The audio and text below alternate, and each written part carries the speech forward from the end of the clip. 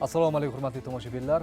Siz bizni O'zbekiston telekanali orqali tomosha qilyapsiz. Efirda Munosabat tok-shousining navbatdagi soni. Har doimgidek kunning dolzarb mavzulariga o'z fikr-mulohazalarini bayon etishdan, munosabat bildirishdan to'xtamaydigan ekspertlar bilan birgalikda bugun yana studiyadamiz. Dastlab an'anaga ko'ra e'tiboringizni monitorga qaratmoqchimiz. Marhamat.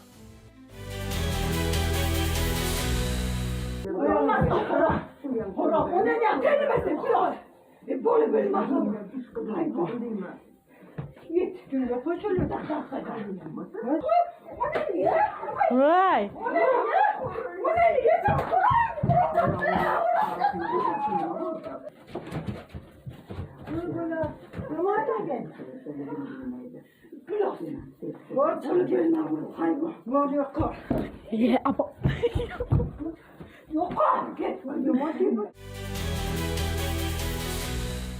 Ko'rib turganingizdek, mana shu kunlarda ijtimoiy tarmoqlarda ko'p ko'rilgan, ya'ni 11 yoshli bolakayning o'z onasiga qilayotgan munosabati juda ham ko'p muhokamalarga sabab bo'lmoqda. Albatta, biz Munosabat tok-shousida ushbu lavhani e'tiboringizga havola etishimiz va bu jarayonga munosabat bildirishimiz bejiz emas, chunki umuman bizda oila muqaddas, ona muqaddas va onaga qo'l ko'tarish endi u qo'l ko'tarayotgan shaxs necha yosh bo'lishidan qat'iy nazar baribir hech qanday mezonga to'g'ri kelmaydi va ayni shu nuqtai nazardan ham biz buni efirda ayniqsa muhokama qilishga qaror qildik. To'g'ri, aslida bu videoni ko'rsatishimizdan maqsad sizni ko'nglingizni xira qilish emas, balki farzandlaringiz tarbiyasiga yanada e'tiborliroq bo'ling, u bilan ko'proq munosabatda bo'ling, ko'proq muloqot qiling va albatta onani, otani va kattaga hurmat, kichikka izzat degan bizning o'zbekona mentalitetimizni ularga singdirishda yanada birgalikda harakat qilishimiz kerak, chunki bugun o'z-o'zidan turli xil internet tarmoqlaridagi har xil videolar orqali yoki bo'lmasa o'z egosini yanada hammadan yuksak qo'yib borayotgan insonlarning videolarini ko'rib, yoshlarimiz ulardan o'rnak olyapti va bu albatta achinarli hol. Va albatta ushbu videoga studiyamizga tashrif buyurgan ekspertlarimizdan nafaqat ularning ekspert, balki ota-ona, bobo-buvi sifatida, yoshlardan vakil sifatida ularning munosabatlarini eshitsak, bu barchamiz uchun foydaliroq bo'ladi. Marhamat. Ko'rgan lavha ozgina ko'nglimizni xira qildi, sababi bizda o'zbek oilasini mentalitetiga xos bo'lgan bitta xususiyat bor-da.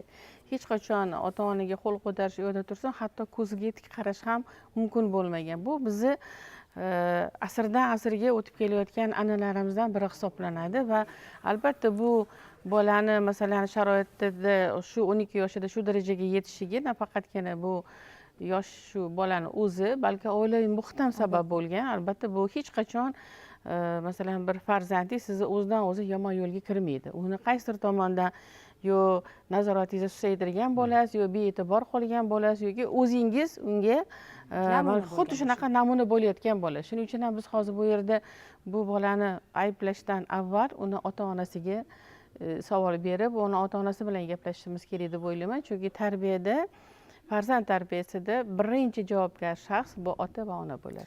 Albatta, ana shu video joylangan manzillarning ostidagi izohlarga ham e'tibor qaratadigan bo'lsak, mana shu bolani tartibga chaqirish yoki qandaydir jazo qo'llashlarni ham taklif qilgan yurtdoshlarimiz bo'lgan. Albatta, bu jihatlar kerak, lekin bizni o'ylantirayotgan asosiy masala shuki, nega yosh bolalar bu o'sha psixologik tomoni bormi yoki siz aytganingizdek oiladagi vaziyat boshqacharoqmi, shu holatga kelyapti degan asosiy masala kishini baribir o'ylantiradi. Ya'ni tajovuzkorlik ortib bormoqda ularning ruhiyatida. Bu narsaga ota sifatida, albatta o'g'il bola tarbiyasida ota birinchi navbatda namuna ko'rsatish kerak va bu bilan onadan ko'ra mas'ulroq bo'lish kerak. Albatta, hozir ustozimiz juda to'g'ri fikr bildirdilar. Ota-onani birinchi navbatda roli katta, ayniqsa otani. Asosiy tarbiya muhiti maktabdan boshlanadi. Maktabga ota-onalarni doim ustoz o'qituvchilar chaqirib kelganda doim turli bahonalar bilan ota-onalar har xil bormaslikka harakat qiladi. Bu eng katta muammo deb o'ylayman. Chunki doim bizni jamiyatda shunaqa holatga keldiki, o'qituvchi aybdor. Ko'p holatlarda mana o'z farzandlarim orqasidan maktabga borganda bir narsani guvohi bo'lamanki, hech qachon tarbiyasi buzuq, yomon o'qiydigan bolani ota-onasi ota-ona mazasiga kelmaydi. Doim ijobiy huquqdagi bolalarning ota-onalari doim majlisda qatnashadi, doim faol bo'ladi. Bu nimadan? Bu o'sha ota-onani farzandini tarbiyasiga bee'tibor bo'lmaganligidan e'tibor. Keyin bir narsani har doim e'tiborga olishimiz kerak. farzandimiz ustidan qandaydir shikoyat bo'ldi. Kim bo'lsa, hech qachon farzandimizni oldida o'sha inson bilan tez gaplashmasligimiz kerak. Chunki u farzandni tarbiyasiga salbiy ta'sir qiladi. Chunki farzand o'zini haq deb biladi. Shu joyda shunaqa noto'g'ri muhit shakllanadi va doim shunday janjal bilan, baqir-chaqir bilan, mush tashlash yo'li bilan yengib chiqishim mumkin ekan degan tushunchaga boradi. Kelajakda bu narsa yomon tomonlarga ko'p hollarda olib keladi. Ushbu videoda yana bitta achinarli jihati bor. Aynan mana shu jarayonni tasvirga olib turgan oila a'zosi bu narsani hazildek qabul qilyapti va uni bemalol tasvirga olib mana ijtimoiy tarmoqlarga tarqalishiga sababchi bo'lyapti. Hattoki kadr ortida uni kulgan ovozini ham eshitishimiz ham mumkin. Mana shunday videolarni ko'rganda qanaqa munosabat bildirasiz? Mana yuqorida hattoki videoda ko'rib o'tiribmiz. Aynan yosh bola ota-onasiga qo'pollik qilmoqda, ya'ni urush darajasigacha bordi. Buning sababi men o'ylashimcha mana aynan telefon. Bunda ota-ona deylik, bolaning telefonini olib qo'ygan, unga jahl sifatida aynan bola ota-onaga mushk ko'tarmoqda. Bu o'ylashimcha bu achinarli holat. Unga ota-ona qanaqadir jihatdan, ta'lim jihatdan yondashganda, o'ylashimcha bunaqa achinarli holat yuz bermas edi. Shu bilan birgalikda mana videoga olib turgan odam ham o'rtada bo'layotgan munozarani oldini olishni o'rniga uni videoga olib ijtimoiy tarmoqqa qo'yish. Bu o'ylashimcha aynan telefonga, ya'ni ijtimoiy tarmoqqa berilganlik oqibatida yuzaga keldi desam mubolag'a bo'lmaydi. O'ylashimcha aynan yosh bolani tarbiyalashda avvalambor uning yoshlikdan boshlab kitoblarga qiziqtirish orqali, ya'ni tariximizga, kitoblarga oldin o'tib ketgan ota-bobolarimizni hikoyalarini so'zlab berib tarbiyalasak, o'ylashimcha maqsadga muvofiq bo'lar edi. Ijtimoiy tarmoqlar olamida yashayotgan bir paytda mana shunaqa videolar va bir-birini urgan, bir-birini har xil haqoratomuz so'zlar bilan chiqayotgan videolar ko'p bora tarqalmoqda va bu xalqimizni diydasini qotirishiga sabab bo'lmoqda-da. Ya'ni oddiy holda qarashmoqda. E'tiborimizni tortadi. Maktabda o'sha mana aytib o'tdi, faqat o'qituvchini yoki kimnidir ayblashadi. Hech kim farzandini yomon demaydi-da. Farzand bugungi kunda, hozirgi paytda ota-onani aytganini emas, qilganini qilinyapti. To'g'ri, ayniqsa farzandni o'sha ma'naviy barkamol shaxs qilib yetishtirishda ko'proq u bilan birga vaqt o'tkazish kerak. Nafaqat istirohat bog'lari, birga qandaydir ovqatlanish va hattoki uni ma'naviyatiga ta'sir qiluvchi jonli tarix maskanlariga, ya'ni muzeylarga ham tashrif buyursa, albatta o'zidan avvalgi yashab o'tgan tarixdagi ota-bobolarimizni uni yoshida nima ish qilganliklari va o'tmishda bugungi kun uchun qanchalik qiyinchilik bilan yetib kelganligini mana shunday jonli tarix namunalarini ko'rish orqali o'ziga xulosa chiqaradi va bu nafaqat muloqotning bir turi, balki uni bilimi, vatanparvarlik ruhida rivojlanishi va albatta bilimini ortishiga ham sabab bo'ladi. Shunday ekan azizlar, eslatib o'tamiz, bugungi munosabatning navbatdagi soni O'zbekiston xazinalari, ya'ni muzeylar mamlakat madaniy merosini saqlashdagi tutgan o'rni mavzusida bo'ladi va albatta studiyaga tashrif buyurgan ekspertlarimiz ham aynan mana shu muzeylar va ularning faoliyati haqida bizga bugun to'liqroq ma'lumot beradilar. Nafosat bugun bola tarbiyasi haqida gap ketganda va uni muzeylarga bejiz bog'lamadi. Aynan bolalarni ma'naviyatini yuksaltirish borasida beqiyos o'rin ahamiyat kasb etadi. Aynan bugun biz haqiqatan ham muzeylar haqida gaplashishimiz kerak. Bu borada mamlakatimizda qilinayotgan ishlar, ko'rilayotgan chora-tadbirlar, ularning natijasi qanday bo'layotganligi va istiqboldagi rejalar, biz yana qanday ishlarni amalga oshirishimiz kerak. Bugun ro'y-rost, ochiq-oydin gaplashamiz deb o'ylaymiz, chunki sohani oldida turgan muammolar ham kam emas nazarimda. To'g'rimi? Marhamat, umuman qisqacha bir kirish qismi qilib olaylik bu borada qilinayotgan ishlarga. Keling, ozgina statistika bilan kirib o'tsam. Aynan 2024-yil sarhisobi bo'yicha muzeylarga jami 5.264.703 nafar mahalliy va xorijiy tashrif buyuruvchilar kelishgan ekan. Ulardan 1.401 nafari yakka tartibdagi va 1.400.000 nafari esa aynan guruh tartibdagi, ya'ni turistlar. Mahalliy va yoshlar esa umumiy 248.675 nafari tashkil qilsa, maktab o'quvchilari, talabalar soni esa 1.673.700 nafarni tashkil qilar ekan. Ko'rib turganimizdek, muzeylarda negadir bugun asosiy bizni tashrif buyuruvchilarimiz turistlar, ya'ni xorijliklar aylanib bormoqda. Juda ham 100% qo'shilmayman gapingizga. Sababi, masalan, O'zbekiston tarixi davlat muzeyining asosiy tashrifchilari maktab o'quvchilari. Maktab o'quvchilari va oliy ta'lim muassasasi talabalari va albatta xorijiy mehmonlarimiz ham bor. Bilasiz, mana shu bolalarni tarbiyasida muzeylarni o'rni juda ham katta va bekorga mana shu Vazirlar Mahkamasini qarori bilan seshanba, juma kunlari bepul qilinmadi. Mana yaqindan bir necha yil bo'ldi, yana bitta qaror qabul qilindi. Har oyning birinchi yakshanbasi hamma uchun bepul. Butun O'zbekiston fuqarolari yo'q, O'zbekiston fuqarolari uchun bepul. Bilasizmi, nima uchun shunaqangi qadamlar bosilyapti?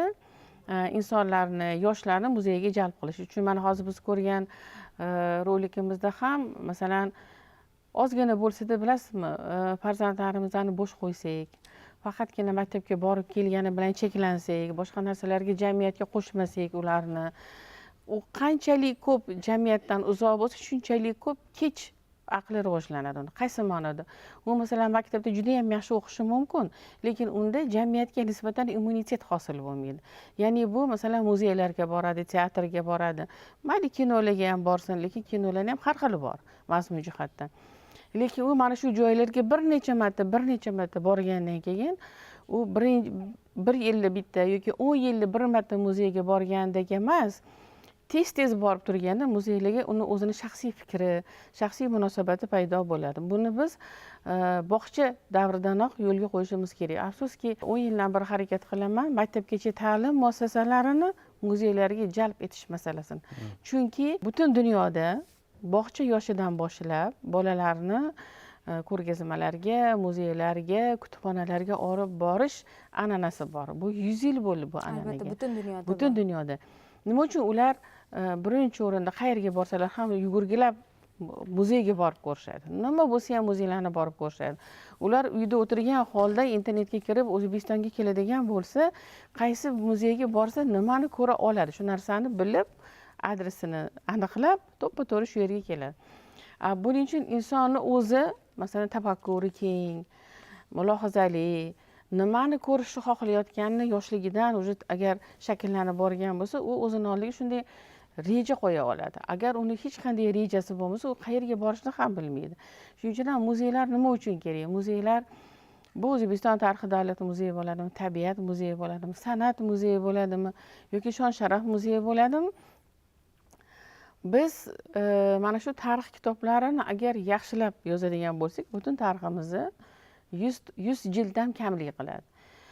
Lekin muzey ularga buni oson tilda tushuntiradi. Birozgina avval Nafosat statistik raqamlar keltirdilarda, mana xorijiy va mahalliy sayyohlar 5 milliondan ortiq tashrif buyurgan muzeylarga. Bu O'zbekistonda muzeylar bilan bog'liq holatdan kelib chiqqan holda muzeylarimiz soni, shart-sharoiti, fondi ularni mana shu imkoniyat va potensialdan kelib chiqib aytadigan bo'lsak, bu qanchalik qoniqarli raqam? Bilasiz, masalan, siz hozir 5 milliondan oshiq deb aytdingiz, to'g'ri.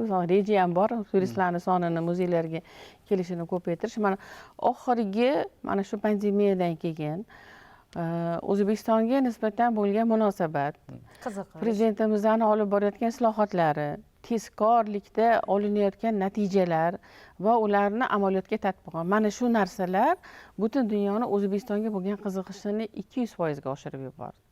Va ular O'zbekistonga kelgandan keyin ular kitob olib o'qimaydi-ku O'zbekiston tarixini, to'g'rimi?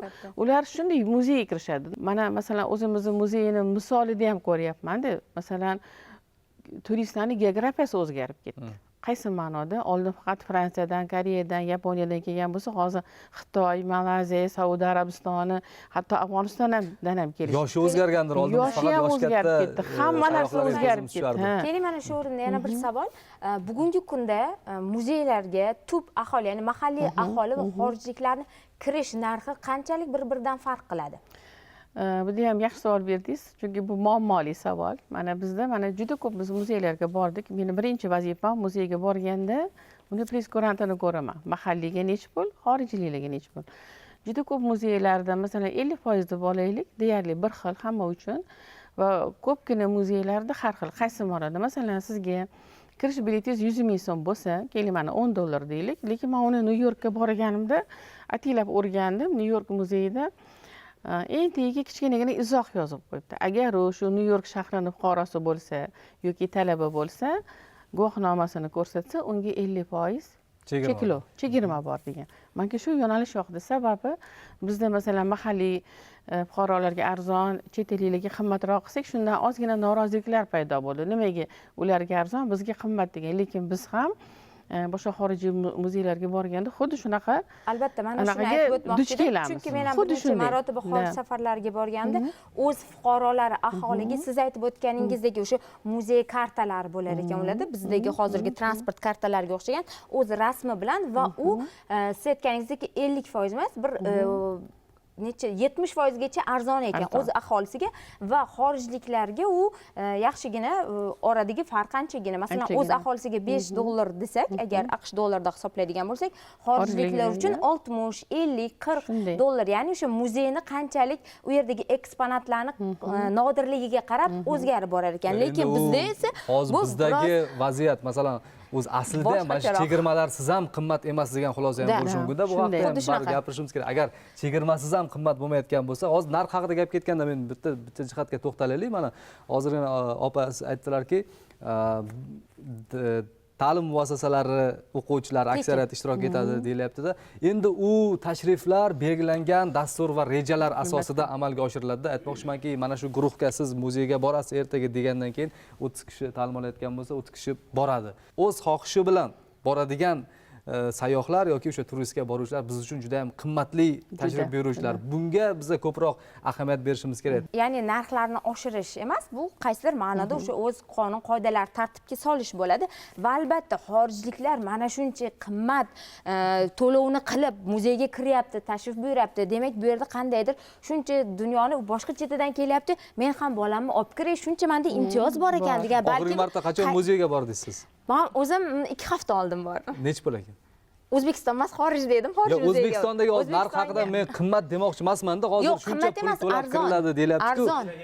Qimmat emas, to'g'rimi? Hamma gap shunda, hamma gap shunda. Biz muzeyga tomoshabinni, ya'ni keluvchilarni qanday qaytaramiz? Masala shu yerda. Agarda eshigini oldiga kelib, bu qimmat ekan deb qaytib ketsa, mayli. Keyin biz chegirmalar haqida o'ylasak bo'ladi. Lekin bir narsa unutish kerak emas, bizda seshanba, juma kunlari tekin va har oyning birinchi yakshanba kuni aholi uchun tekin. Ko'rish kerak, seshanba, juma kunlari bo'lgan statistika ko'tarilyaptimi? Tashrif buyuruvchilar. To'g'rimi? Marhamat. Avvalambor haqiqatan ham bizani muzeylarni o'zi chegirma deyishi o'zi biroz kulgiliroq, chunki o'zi juda ham arzon. Albatta. Hozirgi kunda 10 ming, 15 ming oshgan narxda o'rtacha hisobda qimmat bo'lganda shu narxga ko'tarildi. O'rtacha hisobda 10 ming so'm. Hozirgi kunda ijtimoiy aloqadan kelib chiqdi 10 ming bu katta pul miqdorda hisoblanmaydi. Endi seshanba, juma kunga qaytadigan bo'lsak, seshanba, juma kunda haqiqatan ham 18 yoshgacha bo'lgan tashrifchilar soni keskin ortib ketadi. Bitta muzeyga kamida 3-4 ta avtobusda faqat bolalar keladi. Bu har doim bo'ladi. Lekin boshqa kunlarda o'zi bu holat bo'lmaydi. Endi buni yaxshi va yomon tomonlari bor. Yaxshi tomoni shundaki, biz yoshlarimiz muzeyga kirmoqda. Bu bizni xursand qiladi. Yomon tomoni shundaki, bular faqat 2-3 kishi nima deydi, kuzatib boruvchi ustozlar bilan keladi. Har bir ustozga endi 10 tadan, 15 tadan bola to'g'ri keladi. Bola endi bolaligi boradi, hamma narsaga birdan qiziqib ketadi, hamma narsani ko'rgisi keladi, hamma narsani ushlab ko'rgisi keladi va ular o'zini ichidagi zavqini chegara olmaydi. Yugurib ketib qoladi, hamma narsaga qiladi. Bu albatta ularni xotirjamlik bilan xuddi katta odamdek bemalol ko'rish imkoniyatini beradi. Agarda bularning ota-onalari boshqa kunlarda o'zini ota-onalari bilan kelib shoshmasdan ko'radigan bo'lsa, ular ko'proq ma'naviy oziqa oladi. Ular juda tez aylanib chiqib ketadi muzeyni. To'g'ri. Asosiy maqsad bizda mana o'zimiz ham maktabda borganda bitta narsa bo'lardi. Bitta o'zlashtirilgan bilimni mustahkamlash uchun kelish kerak muzeyga. Agarda shunday bo'lsa, mana tarix fanidan bir mavzuni, bir qator mavzu o'tildi. Shuni mustahkamlash uchun aynan shu mavzu doirasida muzey tanlanib, shu mavzu doirasida ekspozitsiya tanlanib, alohida albatta ekskursovod olganda hamda ustozning hamkorligida aynan shu mavzuni mustahkamlasa, bu yana ham ko'proq natija beradi. Butun muzeyni, butun shahardagi hamma muzeyni aylanib chiqish shart emas. Albatta hozir lekin muzeylarimizda zamonaviy texnologiya, ya'ni nazar QR kodi orqali bemalol ekskursovod, ya'ni shu yo'l boshlovchisiz o'zi har bitta eksponat, har bitta bo'limdagi ma'lumotlar, tarixni bemalol eshitishlari mumkin va u yerda bir necha xil tilda o'zbek, rus, ingliz, fransuz tillarida bemalol yo'l boshchisiz bu narsani qo'lga kiritishlari mumkin bo'ladi. Madaniy meros agentligi tomonidan mana shu muzeylar sohasida bir qator amaliy ishlar bajarib kelinmoqda. Ya'ni yuqorida ta'kidlab o'tganingizdek, davlat muzeylari va muzey qo'riqxonalarining uchday maketlari va undan tashqari virtual sayohat, ya'ni onlayn sayohat qilish imkoniyati yaratildi. Ya'ni siz qaysi obyektga sayohat qilmoqchi bo'lsangiz, uning onlayn platformasiga kirib ko'rasiz va u yerda sizda 3 ta tilda sun'iy intellekt orqali ma'lumot beriladi. Yana bir narsani aytib o'tmoqchi edim, muzeylardagi eksponatlarni raqamlashtirish va ularni onlayn kuzatib borish imkoniyati ham joriy qilingan. Ya'ni Goskatalog.uz rasmiy sayt faoliyat olib boradi va bu yerda 2 milliondan ortiq eksponatning ma'lumotlari va ularning tarixi, qaysi nimada joylashganligi, muzeyda joylashganliklarining hammasi ma'lumotlari berib boriladi. Muzeylarimizga borganimizda bir narsaga alohida e'tibor qaratib o'tdim, ya'ni biz muzeyga faqatgina suratga tushish uchun borar ekanmiz. Birorta bir o'zbek yoki birorta bir xalq yurtdoshimiz bir gidni olib turib, o'sha yerdagi ichidagi nimalarni, madrasa yoki maqbara bu nima uchun qurilgan, qachon, tarixi qanaqa, hech birini o'rganishmaydi, faqat aylanib yurishadi. Menimcha 1 soatda aylanib chiqib ketishsa kerak. Ishtirokchilarimizni qaysi muzeylardan tashrif buyurayotganliklarini bilib, undan keyin aynan shu muzeylarni ijtimoiy tarmoqlardagi sahifalarini ko'rib chiqdimda. Aksariyatida o'sha qo'yilgan ma'lumotlar eski, obunachilar sezilarli darajada ko'p emas yoki ularga qo'yilayotgan ma'lumot, o'sha kontentlar ham kishini o'ziga jalb qila oladigan darajada emasda. Bu bo'yicha qanaqa muammo bor? Deylik, mutaxassis bilan bog'liq muammomi yoki mana shu sohani tushunish bilan bog'liqmi? Umuman marketingni muzeylar sohasida yaxshi ishlab ketish uchun biz nima qilishimiz kerak? Bitta narsaga yaxshilab e'tibor berishimiz kerak. Muzey bu faqatgina muzey eksponatlarini namoyish qilish bilan emas, asosan muzey eksponatlarini ilmiy o'rganish muassasasi, ilmiy muassasa hisoblanadi. Birinchi navbatda ularning funksional vazifasi shu bilan bor. Endi kontentlarga e'tibor beradigan bo'lsak, o'ta asosiy urg'u u shov-shuvli muammoga emas, ko'proq ilmiy manba berishga harakat qilinadi. Unga ilmiy manba berilgani uchun u chetdan qaragan odamga oddiy tuyulishi tabiiy. U narsa qandaydir bir shov-shuvli voqeani bir jalb qilib turib, ularni jalb qila olmaymiz muzeyga. Ilmiy xodimlar ilmiy o'rganish uchun, tadqiqot uchun deyapsiz-ku, lekin bir narsa bor, muzeylar, u yerdagi restavratsiya ishlar, bularning hammasini asosiysi o'z byudjetidan kelib chiqadi deyarli, to'g'rimi? Yo'q. Asosan davlat byudjetidan. Asosan hali bizni o'zi dunyoning ko'p davlatlaridagi muzeylarda ham to'liq muzeylar o'z byudjetidan o'zini qoplay olmaydi.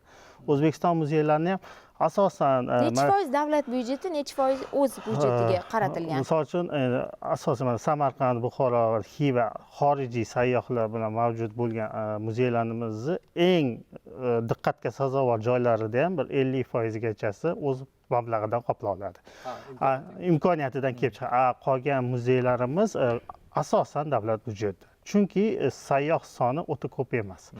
Bizni mahalliy sayyohlar soni mana endi ortyapti. Avvaldan unaqa katta bo'lmagan. O'zi muzeylarga tashrifchi turizm orqasidan bo'ladi. Asosiy daromad shundan. Endi hozir mana marketingga qaytadan bo'lsak, hozir muzey kafe, muzey restoran, muzey buk degan narsalar tashkil qilinmoqda. Bu haqiqatda zo'r effekt beradi. Haqiqatda yaxshi narsa. Lekin bitta tomoni bor. Muzeylarimizning imkoniyatlari har doim bunga yo'l qo'ymaydi. Qaysi tomon? Bino, shart-sharoit, misol uchun muzeylarimizning binolari bu narsalarga moslashmagan bo'lishi mumkin. Birinchi navbatda muzey ashyolarini xavfsizligi ta'minlanishi kerak. Pul ishlaymiz deb hammani muzey ichiga kiritib yubora olmaymiz. O'ziga yarasha saqlash joylari bor, saqlash sharoitlari bor. Endi muzey restoran qilamiz deb turli ovqat pishirish, taom pishirish joylarda yong'in chiqish xavflarini tug'dirib qo'yishimiz mumkin. Ya shunga o'xshagan narsa. Keyin yana bitta narsa, eng muzeylarimizga tashrif ko'p joylar bu madaniy meros obyektlarida. Madaniy meros obyektlarida talab yana ham kuchliroq. U yerda butunlay boshqa talab. Faqatgina kichik kafeteriyalar yoki kutubxonalarni tashkil qilishimiz mumkin. To'g'ri, bu narsalar baribir bor. sekin astalik Zamon talabi ham. Sizlar mutaxassissizlar mana va agar men hozir noto'g'ri fikrlayotgan bo'lsam, bemalol to'g'rilashinglar mumkin. Hammani e'tiborini tortishi mumkin bo'lgan qaysidir eksponat keldi muzeyga. Biz tomoshabinni jalb qilish uchun qanaqadir kreativ bir kontent o'zbek tilida, xalqaro boshqa tillarda tayyorlab, to'g'rimi? Uni deylik Taqdim ijtimoiy etsak, tarmoqlar orqali, ommalashtirsak. boshqa istalgan platformalar orqali targ'ibotini qilib jalb qilish mumkinmi yo'qmi? mumkin. O'zi Tomoshabinni. hamma muzeylar, mana Telegram, Facebook, YouTube kanallarida o'zini muzeylarni targ'ibot qiladi. Muzeyni matbuot kotiblari doimiy targ'ibot olib boradi. Tashrifchilar to'g'risida ma'lumotlar beradi. Yangi tashrifchilar bo'lishi mumkin. Odatda biz uy muzeylarimizga asosan mahalliy tashrifchi buyuradi. Mana yaqin yillarda xorijiy tashrifchilar ham keladigan odat chiqardi. Misol uchun chekka hududlarga ham ba'zida borib qoladi. Ular shunda foydalanishadi. Yangi eksponatlar bo'yicha hozir 261-sonli qaror bo'yicha davlat budjetidan aynan bu narsani e'tiborga olishga davlat budjetidan pul ajratiladi. Muzeyga yangi eksponat sotib olish bo'yicha. Bundan tashqari yana mahalliy budjetdan ham ajratiladi. Bu aynan muzeylarga yangi eksponat sotib olish. Bu muzeylarni eksponat bilan boyitadi. Fuqarolarning qo'lida turgan eksponatlarni yig'ib olish imkoniyatini beradi hamda hunarmandchilik va rassomlardan ham o'z qo'li bilan yaratgan ashyolarni sotish imkoniyati Mana beradi. shu to'lab bergani. Kerak, to'lov juda ham qiziq. Masalan, hozir tan olishimiz kerak, viloyatlarimizda, chekka joylarda yoki fuqarolarimizning uylarida ota-bobosidan qolgan qandaydir tarixiy bir buyumlar bo'lishi mumkin. Qo'lyozmalar yoki misol kundalik uy jihozlarimi, taqinchoqlar deymizmi? Ana o'shani u tarix o'sha muzeyga eksponat qilib topshirmoqchi deylik. Bu unda qanday qilib moddiy taraflama bu rag'batlantiriladi? Ya'ni qay tarzda? Masalan, Xorazmdanmi, o'sha vodiydanmi, vohadanmi keldi, yo'l xarajat qiladi, to'g'rimi? Bu yerda qolishi, sizga borishi, eksponatni topshirishi qanchadir muddatda miqdorda o'z xarajat qiladi. Va uni siz keldik, mana 500 ming xarajat qilib keldi, olib keldi, masalan, do'ppim biron. Demak, buningizni qiymati 150 ming so'm, 200 ming so'm desa, bu o'z-o'zidan qilgan xarajatini qoplamaydi. Asılligini, soxta emasligini turli xil o'sha laboratoriyada tekshirishlar uchun ham ma'lum bir muddat vaqt ketadi. Bu qanday ularni kafolatlaydi? Mana shu bo'yicha 474-sonli qaror bo'yicha Milliy muzey fondini boyitish bo'yicha maxsus komissiya tashkil etilgan. Undan tashqari muzeylarni o'zini mutaxassislaridan komissiya tashkil etiladi. Bu ikki bosqichda. Birinchisi beg'araz. Kimdir bu narsani sotish ixtiyori yo'q. Bu shunday kelib taqdim etishi mumkin. Albatta uni hammasini Toshkentga olib kelish shart emas. Har bir hududdagi muzeyga topshirish mumkin. Endi sotib olish ham xuddi shunday holatda bo'ladi. Xohlagan hududdagi, xohlagan muzeyga borib bu narsani avvallari muzeylar faqat o'zini topgan daromad evaziga sotib olar edi va asosan arzon buyumlarni oladi, chunki mablag'i kam bo'lgan. Endi hozirda muzeylarimizda shunday imkoniyat bor, ular buyurtma beradi. Biz shunday yaxshi noyob ashyo uchratdik. Bizga fuqaro taqdim etmoqda, faqat bunga misol uchun evaziga 10 million so'm yoki undan ko'proq mablag' talab qilmoqda. Buni baholab chiqadi. O'zi agar ma'qul topsa, misol 10 million emas, 8 millionga ma'qullasa, o'zi sotib olish, mahalliy budjetdan ajratilgan mablag' evaziga sotib olishi mumkin yoki undan katta hozir bizda chegaralangan o'rtacha hisobda 20 million. 20 milliondan oshganida Madaniy meros agentligida komissiyaga taqdim etadi. U qanday nazorat qilib boradi? Kuzatib borish mumkin, shaffoflik ta'minlanadimi? Bu narsa misol uchun birinchidan ashyoni vaqtincha qabul qilib olamiz fuqarodan. Bu proses sal uzoqroq vaqt ketganligi uchun biz vaqtincha qabul qilib olamiz va agarda bu ashyo sotib olinsa, u bilan keyin shartnoma asosida to'g'ridan-to'g'ri pul o'tkazib beriladi va bizga eksponat o'tadi. Va qaysi muzey buyurtma qilgan bo'lsa, o'sha muzeyga o'sha ashyo jo'natiladi. Bu Toshkentda sotib olgandan tashqari. Biz Toshkentda sotib olgan, demak bu Toshkentdagi asosiy muzeylarda qolishi kerak degani emas.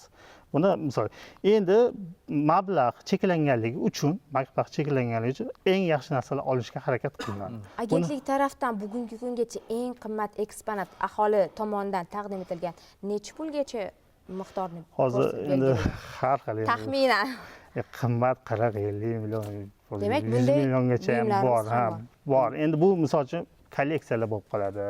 Misol uchun turli endi ashyoni bu qadr qiymatidan. Aytasiz, uyingizdagi misol uchun ota bobongizdan qolgan narsa bo'lishi mumkin, u necha yillardan beri turgan bo'lishi mumkin, lekin u qaysidir ma'noda ekspertiza, misol Madaniy meros agentligi qoshida badiiy ekspertiza boshqarmasi bor. Ular o'rganib chiqilganda qaysidir ma'noda misol tarixiyligi yoki uni nimasi Qiymati yo'q. Qiymati yo'q bo'lishi ham mumkin-da u narsani. Ajratilgan pul, masalan, 130 ta muzeyni har kungi sotib olishga bo'lgan ehtiyojiga masalan 100% yetadi deb ayta olmaymiz. Chunki katta muzeylarni o'zini budjetdan tashqari mablag'i bor, ya'ni biletdan tushgan mablag'. Bu biletdan tushgan mablag' muzeyni o'zini ehtiyoti uchun qoldiriladi va undan soliq olinmaydi. Bu birinchisi. Ikkinchisi, mana hozir bizni teletomoshabinlar o'ylarmasalar 50 million, 100 millionlik pul berishar ekan, unday emas. Sababi bilasizmi, har bitta eksponatning o'zini qadr qimmati bor. Masalan, biz uchun qanday masalan ashyolar qadrli? Agar u tarixiy shaxsga haqiqatdan tegishli bo'lsa va uni soni dunyo bo'yicha 4 ta yoki 5 ta bo'lsa, u qanchalik qadimgi bo'lsa, shunchalik uni qadr qimmati ham baland bo'ladi. Agar u haqiqatdan haligi son jihatdan juda ham noyob kam bo'lishi bo'lsa. kerak. Noyob bo'lishi kerak u narsa. Lekin 19-20 asrga oid bo'lgan ashyolarimiz deyarli hozir hamma xonadonda bor. Albatta bu narsalar hech qachon 50 millionga narxlanmaydi. Buni hammasini o'zini talabi bor va yaqin o'tmish. albatta u yaqin, yo'q, u juda ham ko'p va u yaqin o'tmish va u juda ham ko'p. Va agar u 5-asrga oid masalan tangalar bo'lsa, 10-asrga, mana qanday buyumlar biz uchun hozir juda ham noyob hisoblanadi. Birinchi Renessans davriga oid 9-dan 12-asrgacha bo'lgan. Timuriylar davriga oid 14-15-asr, 16, 17, 18-asr, mana shu davrdagi barcha narsalar biz uchun noyob hisoblanadi va bularning barchasi mana hozir muzeylarni agar hisob-kitob qilib oladigan bo'lsanglar, muzeylarda juda ham ko'p emas demoqchiman. Ya'ni bu narsalar biz uchun juda qadrli hisoblanadi. Demak, mana studiyamizda yoshlarimizdan vakil ham bor. Keling, Behruz, siz oxirgi marta qachon muzeyga bordingiz va qaysi muzeylarni bilasiz, tashrif buyurgansiz? Aynan universitetda talabaman. Ba'zi payt mana shu ustozlarimiz tomonidan muzeylarga tashrif bo'lib turadi. Undan tashqari yana bir narsaga to'xtalib o'tmoqchi edim. Boya ekspertlarimiz aytib o'tishdi, aynan tez aylanib chiqib ketishadi yoshlar muzeyga kirgandan keyin. Ya'ni Mana yoshlardan bir vakil. Eng uzoq qancha vaqt o'tkazgansiz muzeyda? shu narsa asosiy momenti hisoblayman. Nimagaki, aynan men o'zim shaxsan o'zim muzeyga kirgandan keyin rostdan misol bir eksponatni ko'raman, hech qanaqa misol uni tanishtiradigan odam yo'q menga yoki qanaqadir shaxs yo'q, aynan mana shu eksponat haqida menga ma'lumot beradigan. Va o'zingizdan mana yuqorida aytib o'tdingiz, aynan mana shu eksponatni bilish uchun programmalar, dasturlar bor. Uni o'tkazib olib, misol u haqida ma'lumotlar bilib, u haqida ko'plab ma'lumot bilish imkoniyatimiz bor. Lekin tushuntiradigan odam bor, xodim bor muzeyda. Faqat uning uchun alohida to'lov qilish kerak bo'ladi yana. shu bilan to'lov qilish kerak bo'ladi. To'lov qilish kerak. to'lov ham bor. Ba'zi bir yoshlar deylik, hatto bu narsaga ham qunt qilishmaydi. Ya'ni dasturni o'tkazib olib, uni ishlashga ham qunt qilmaydi va u misol uchun mana shu tanishtiradigan odamni uni pul sarflab uni misol uchun chaqirib uni alohida shug'ullanishga ham qunt qilishmaydi. Shu sababdan o'ylashimcha, aynan muzeylarda deylik bir eksponatmi, deylik o'sha haqida misol uchun video qo'llanma yoki qanaqadir aynan mana shu eksponatning yonida bir qanaqadir hudud ochib, aynan mana shu video qo'llanma misol yoshlarga misol taqdim etilsa, o'ylashimcha ular na telefon ishlatadi, na misol uchun qanaqadir bu eksponat haqida ma'lumot beradigan odamlardan foydalanadi. Ular shunchaki mana shu deylik ekranda namoyish qilinadigan video rolik orqali mana shu eksponat haqida ko'proq ma'lumot biladi. Lekin menimcha muzeylarimizni hozir har bitta muzeyda kirganda mana shu elektron kitob, ya'ni muzey haqida ma'lumot, tarixi, qanday eksponatlar bor, har bitta qavatida qanday buyumlar, nechinchi asrga tegishli bu narsalar bor. Yo'q, ya'ni aytmoqchi bo'lganim, qarang. Misol uchun bu narsa bor. Undan qo'shimcha qilgan holda yana bir narsa aytmoqchiman. O'zim internetdan turli xil muzeylarni ko'rdim, chet el muzeylarida men ko'rdim. Misol uchun bitta xona mavjud. U xonaga misol uchun kirgandan so'ng, misol Amir Temur davrimi yoki o'tgan bobo kolonlarimiz davrini umumiy bitta xonani vizual ko'rsatmoqda. Undan tashqari mana 5 ta VR moslamalar bor. VR 5 ta, 8 ta moslamalarni taqqan holda ana shu zamonga tushib sayohat qilib ko'radi. Bu orqali yoshlar misol uchun nafaqat qiziqishi ortadi, ya'ni ular do'stlariga ham borib misol maqtanadi. Men mana shuni taqib ko'rdim, zo'r ekan, tarixga qiziqishim ortdi. Bu orqali PR ham rivojlanishi mumkin. To'g'ri va ayniqsa bu jadidlar ko'rgazmasi aynan siz Albatta. xohlaganingizdek bo'ldi va aynan mana shu ko'rgazmada yoshlarimizni tashrifi, ijtimoiy tarmoqlarda ushbu ko'rgazma zalidagi o'sha bo'layotgan hammani qiziqarli bo'lgan videolar, turli xil postlar juda ham keng tarqaldi va o'z-o'zidan bu narsa nima deydi, hammaga qiziqarli bo'ldi. Bu zamonaviy texnologiyani joriy etish uchun birinchidan moliyaviy imkoniyatimiz va texnik imkoniyatlarimiz ham cheklanmagan bo'lishi kerak edi. Bu jiddiy Ya'ni masala. muzeyga kirganda Biz giddan pul ayash kerak emas uning uchun. Yo'q, hozir Bilet- vizual tomoshabin haqida aytyapman. Madaniy meros obyektlari yoki madaniy meros tizimidagi muzeylarga tashrif buyurmaganliklarini o'zlari fikrlaridan bilintirib qo'ydilar. Sababi mana misol oddiygina O'zbekiston amaliy san'at va hunarmandchilik muzeyiga boradigan bo'lsangiz, u yerda har bitta eksponatni yonida QR kodi bor. Mana oddiygina biz madaniy meros agentligining rasmiy Telegram kanalida berib boramiz. Yaqindagina berdik. Ya'ni musiqa asbobini oldiga borasiz siz, ushbu QR kod bo'ladi. Siz QR kodni shunday skaner qilishingiz bilan u qanday kuy chalishi telefoningizda yangrab turadi. Ya'ni uni siz batamom misol ushlab qo'lingizda chop ko'rishingiz shart emasda, siz uni eshita olasiz. Va undan tashqari to'siqsiz turizm va madaniy meros obyektlarini shu marketing rivojlantirish uchun pochta markalariga madaniy meros obyektlari va muzeylarni suratlari tushirilyapti va yoniga aynan ular haqida 3 ta tildagi QR kod ma'lumotlar joylab borilmoqda. Yana aytaman sizga, oddiygina Buxorodagi Somoniylar maqbarasi haqida pochta markasiga joylashtirdik va uning asosiy boshidagi sarlavhasiga ushbu obyekt mana yilda qurilgan emasda, qurilishiga tuya suti va shakardan foydalanilgan. Qiziqarli faktlar. Ha. Mana shu bilan boshlab berdik. Ya'ni siz boshidan o'sha auditoriyani o'zingizga qaratib olishingiz uchun. Bu juda ham zo'r ishlaydigan narsada. Nimaga deganda biz ko'p xizmat safariga bo'lamizda, viloyatlarimizga borganimizda o'z-o'zidan mehmonxonalardan foydalanish to'g'ri keladi. O'shanda flayerlarga ko'zimiz tushadi. Restoranniki bor flayer, taksi xizmatining flayeri bor. Yana boshqa turdagi deylik basseynlar bo'lishi mumkin. Turli xizmat ko'rsatish obyektlarini, flayerlari, ma'lumotlari, targ'ibot materiallari borda, lekin biror marta muzey flayerga ko'zim tushmagan ekan. Ayniqsa shaharda bu muzeylarimiz to'g'ri faoliyati anchalik rivojlangandir, lekin chekka hududlarimizda bu qanday? Marhamat. Masalan, ekskursiya xizmatini aytib o'tadigan bo'lsak, ekskursiya xizmati ham bizda tabaqalashtirilgan. Ya'ni maktab o'quvchilari uchun boshqacha, bola tilida aytib o'tsak bo'ladi. Talabalar uchun boshqacha. Muzeylar nafaqat madaniy, ma'rifiy hamda ilmiy tadqiqot markazlari ham hisoblanadi. Ya'ni ilmiy yo'nalishlarda ham ekskursovodlarimiz tomonidan mana shunaqangi muzey haqidagi, muzeyda saqlanayotgan eng noyob nodir ashyolar haqida, ekspozitsiyadagi eksponatlar haqida ma'lumotlar berib o'tiriladi. Shu bilan birgalikda bepul audiogidlar xizmati ham mavjud. Rus, ingliz, o'zbek tillarida kirgan tomoshabinlarimiz bepul o'zlari xohlagan qaysidir eksponat masalan qiziqtirib qolsa, shu eksponat oldida to'xtab, mana shu eksponat haqida ko'proq ma'lumotga ega bo'lishlari. Shu bilan birgalikda aytishimiz mumkinki, mana shu talaba yoshlarimiz bizda amaliyot ham o'tashadi. Bu yerda o'zlarini mana shu muzeyda saqlanayotgan eksponatlarning maqolalar yozishlari, diplom himoyalarini o'tkazishlari ham mumkin muzey haqida.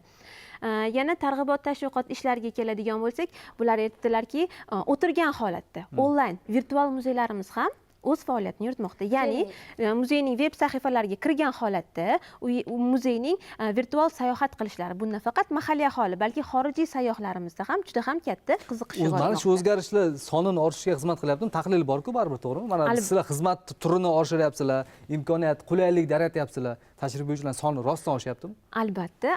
Mana siz ham sezmaganmisiz? Mana shu 4-5 yil davomida muzeylarga bo'lgan e'tibor, shu bilan birgalikda mana sizlarni olib borayotgan mana shunday ko'rsatuvlaringlar ham juda ham ko'p bo'lmoqda, to'g'rimi? Mana masalan, men aytishim mumkin, har yilda bir 3-4 marta mana shunaqangi muzeylar mavzusiga bag'ishlangan tok-shoularda ishtirok etmoqdamiz. Bu muzeylarga bo'layotgan e'tibordan darak desak adashmagan bo'lamiz. Eslatib o'tish kerak, mana so'nggi bir necha yil ichida aynan O'zbekistondagi tarixiy eksponatlar xorijda maxsus O'zbekiston kunlari sifatida namoyish etilmoqda, xorij muzeylarida va bu o'z-o'zidan O'zbekistondagi muzeylar va bu yerning madaniyatiga bo'lgan qiziqishni ortishiga sabab bo'lmoqda.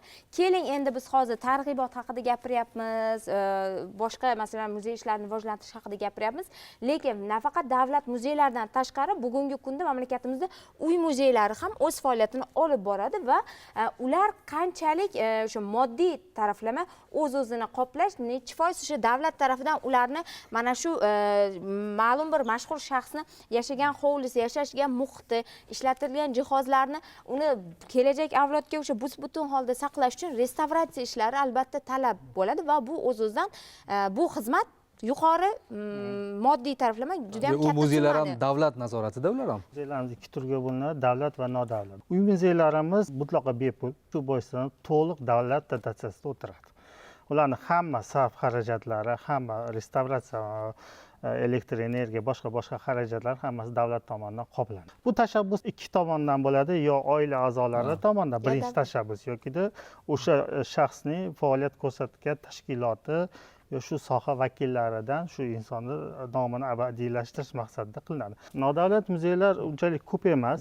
O'zi bu ham 7 tadan ko'p. Bular ro'yxatdan o'tganlar. Ha, ro'yxatdan o'tgan. Ro'yxatdan davlat ro'yxatidan o'tgan, lekin nodavlat muzey sifatida ro'yxatdan o'tgan, lekin bundan tashqari o'zini ota buvasiga hurmat yuzasidan o'zini ota bobolarni nomini abadiylashtirib qo'ygan muzeylar ham bor.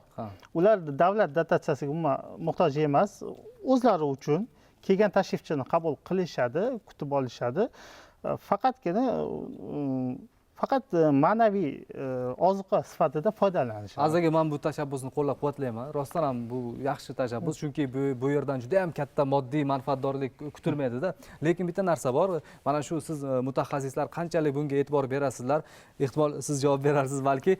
Mana shu xususiy, ya'ni nodavlat muzeylardagi eksponatlarni qo'yilgan ular haqidagi ma'lumotlar to'g'ri yoki noto'g'ri ekanligi bu yerdan muhimda. Tajriba beruvchi u qanchalik haqiqatni biladi u yerga borib, u haqiqatdan o'sha asrga oidmi, haqiqatdan o'sha davrga oidmi, O'sha shaxsga haqiqatdan bu juda ham muhimda. U biz tomosha qilib, yolg'on ma'lumot bilan chiqib ketishimiz kerak emas-ku. Buni nazorati qilinadimi o'zi yoki bormi? Tartibi qanday bo'ladi? Marhamat. Bor. Misol ko'p aytilmoqchi bo'lgan fikrlar ham aytib o'tildi. Hozir aytganda muzey ashyosi muzeyga kelib tushdimi, to u ekspertizaga chiqquncha jamoatchilikka, ommaga ilmiy xodimlar uni to'liq o'rganishadi, davriyligi, ahamiyati, boshqasi, keyin hammasi ma'lumotlar tayyorlanib, ilmiy xodimlar tomonidan keyin ekskursiologlarga berilib, keyin o'sha ashyoni oldiga etiketka yozib qo'yiladi. Bu davlat muzeylarida to'liq hammasi ilmiy asoslangan.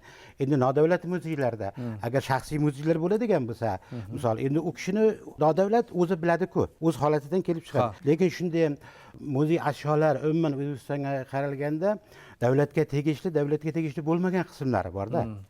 Davlatga tegishli bo'lgan qismlari, demak, o'sha davlat muzeylarida. Nodavlat davlat katalogiga nodavlat qismiga kiritiladiganlar o'sha nodavlat muzeylarniki. Endi davlat tomonidan nodavlat muzeylari qarab boriladi, ko'proq tavsiyaviy xarakterda. Agar to'g'ri kelmasa, o'zgartirishingiz so'raladi yoki bo'lmasa boshqa tomonlarga e'tibor Demak, qaysi ma'noda bu ham nazoratda ushaladi. Keling, yana bir narsa, ya'ni muzeylardagi tashrif buyurganimizda o'sha gidlar deymiz yoki muzeylarda faoliyat yurituvchi kadrlarning aksariyati to'g'risi tan olish kerak, yoshlarimiz kam. Asosan yoshlari katta yoki o'rta yoshdan yuqori bo'lgan o'sha mutaxassislarimiz. Nimaga aynan bu sohada kadrlarni tayyorlashda yoshlarga bo'lgan qiziqish kam? Chunki muzeydagi ishlaydigan xodim kamida ikkita, o'zi aslida 3 ta yoki 4 ta til biladi-da. Ya'ni bunday 3 ta 4 ta xorij tilda bemalol gaplashib oladigan odam shu qanchalik muzeyda o'z kundalik ehtiyojlarini muzeyni maoshiga ko'nadimi? Nimaga? To'g'ri javob berasiz. Mana kadrlar masalasi muzeylarda mana hozir hammani fikrlarini eshitdik. Prezidentimiz mana shu oxirgi salkam 10 yil ichida muzeylarni moddiy texnikasini mustahkamlash, umuman muzeylar sohasidagi islohotlarni bir yuqori darajaga olib chiqdilar va ularning natijalari yaxshi. Lekin orada bitta savol tug'iladi. Kadrlarchi degan katta savol turibdi. Hamma sharoit yaratilyapti. Mana aholidan sotib olishga mablag'imiz bor. Moddiy texnik bazamiz mustahkamlanyapti. Davlat dotatsiyasida o'tiribmiz hammamiz. Oyligimizni mana bu yil 2 marta yanvarda oshdi, yozda yana oshadi. Nima kerak yana sizlarga degan savol tug'ilyapti-da va albatta kadrlar kerak. Kadrlar kimlar? Ularni bizga kim tayyorlab beradi? Kadrlarni har doimdagi yagona O'zbekiston bo'yicha bittagina Kamoliddin Behzod nomli Milliy rassomchilik va dizayn Dizayn. instituti bor va u yerda bitta kafedra bor. Va madaniyat va san'atda ham san'atshunoslik kafedrasi bor. Bor, lekin muzeyshunoslik degan Muzeyshunoslik yo'q, to'g'ri. Lekin muzeylarda faqatgina muzeyshunoslar, san'atshunoslar ishlamaydi. Tabiat muzeyida o'zini soha mutaxassisi kerak, tarixda o'ziniki, san'atda o'ziniki, mana xuddi shunaqa bo'linib ketadi va lekin mana shu oliy o'quv yurtlarini bitirib kelayotgan insonlar muzeyga kirib ishga kirgandan keyin ular bir dovdirab qolishadi. Chunki ular nazariy bilimlari bilan mustahkamlanib kelgan, amaliyotda ko'rishmagan ular. Muzeylar va oliy ta'lim tizimi bo'yicha integratsiyani juda mustahkamlab qo'yish kerak. Bu to bakalavr bitirgunga qadar muzeydagi ish qanaqa bo'lishini bilish kerak. Muzeyda faqat muzeyshunoslar ishlamaydi. Tarix bilmagan odam muzeyda ishlay olmaydi. Shuning uchun ham mana shu jarayonlarni hisobga olib, kadrlarni tayyorlab borsak yaxshi bo'ladi. Yana bitta katta muammo, zamon o'zgaryapti, kasblar o'zgaryapti. Oddiy muzeyshunos degan kasbdan tashqari yangi yo'nalishdagi zamonaviy texnologiyalarni bizga olib kirganimizdan keyin uni kim boshqaradi? Muzeyshunos boshqara olmaydi u narsani. Buyog'iga hamma IT sohasi bo'yicha maxsus gidlarga ham ehtiyoj qolmayapti. Shuning uchun ham bilasizmi, muzeylarni shtatida katta o'zgarishlar qilish kerak. Ya'ni zamonaviy kadrlarga ish o'rinlarini berishimiz kerak. Misol sizga aytaman, nima uchun bizda ba'zi joylarimiz doim bo'sh turadi. Elektriklar, slesarlar, keyin kerak bo'lsa duradgorlar ham bor. Mana shunaqa keyin yong'in xavfsizligi joylar doim bizda bo'sh turadi. Bitta ikkita olamiz, qolgani bo'sh turadi. Sababi maosh mana shu texnik xodimlarga juda ham kam.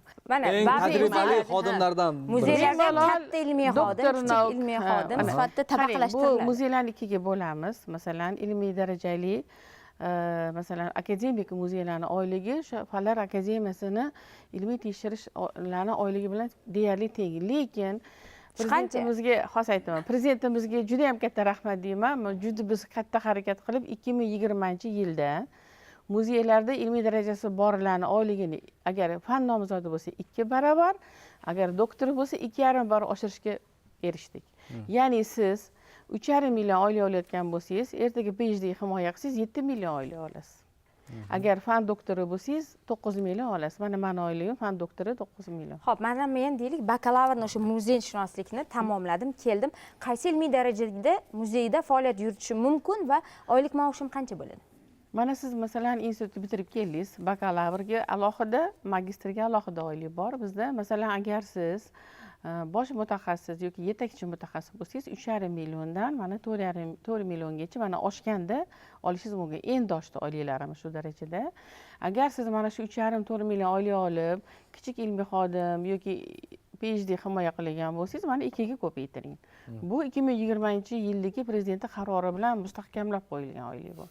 Endi bundan tashqari masalan ilmiy darajalilarga 30 va 60% qo'shimchalar bor. Agar siz yil davomida agar shu qanaqadir ochkolarni yig'ib borgan bo'lsangiz, PhD bo'lsangiz 30% qo'shimcha bor. Agar doktor bo'lsangiz 60% qo'shimcha bor. Bu narsa ham hozir muzeyda ishlayotgan ilmiy darajalilarning statusini juda anchaga ko'tarib qo'ydi. Oldin bunaqangi biz uchun yaratilgan sharoitlar yo'q edi. Dunyodagi muzeylardagi tajribalarning qaysi birlari bugungi kunda ayni damda O'zbekiston muzeylarida targ'ib qilinmoqda? Yana biz unday deb ayta olmaymiz, qaysidir bir muzeyni deb, chunki har bitta davlatning o'zini tartib intizomi bor, o'zini qoidasi bor va eng mana bizlar nozik tomonimiz hozir boshlang'ich davrda institut tashkil qilishyapti, o'rgatishyapti, lekin biz orqada qolyapmiz juda ham. Turkiyaga borsam men laboratoriyani oldidan o'tsam, shifoxona deb yozib qo'yishdi. Demakki, shifoxona desak, bu eksponatlarni shifolaydigan xonamiz, laboratoriya emas, shifoxona deb yozib qo'yishdi, bilasizmi? Haqiqatan ham to'g'ri, bizning tariximiz, ota-bobolarimiz bizga eslatadigan har bitta buyumni shifokor, ya'ni restavrator uni o'z holiga keltirib, uni saqlashga mas'ul hisoblanadi. Hayotga qaytaradi va uni bizga ko'rsatadi. Vaqtimiz deyarli tugadi. Biz o'ylaymizki, tomoshabinlaringizga ham manzur keladigan va foydali ma'lumotlarga boy ko'rsatuv bo'ldi deb o'ylayman va ekspertlarimizga tashrif uchun va berilgan javoblar uchun rahmat deymiz. Azizlar, O'zbekiston telekanalidan uzoqlashmang, biz bilan bo'ling, O'zbekistonda qoling.